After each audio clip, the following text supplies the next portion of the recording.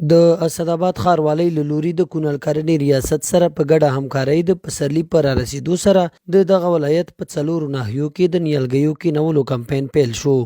اسداباد ښار په مختلفو ځایونو کې 1215 نیالګي مختلفه نوعه په مختلفو ځایونو کې زینتي غیر مثمر زینتي بوټي نیالګي دانالیږي.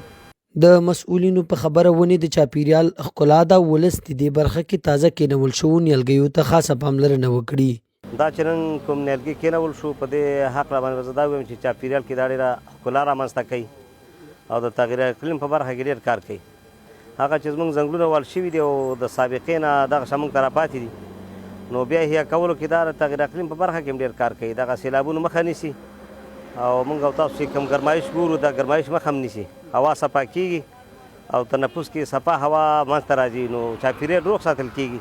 او ولس ته موږ دا پیغام لرو او ولس ته دا وایو چې دا چې پر ساتنه مثلا د نیالګي په ارتباط باندې نو دوی کوشش دی وکړي مثلا د دې ساتنه او حفاظت دی وکړي.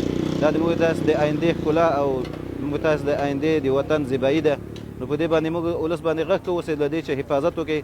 بلخوا د اسداباد اوسیدونکي د نیالګیو کینولو په برخه کې د حکومت کړي هڅې ستایي او غوښتنه کوي چې وخت پر وخت ورته اوبه ورسي او حفاظت یې وشي.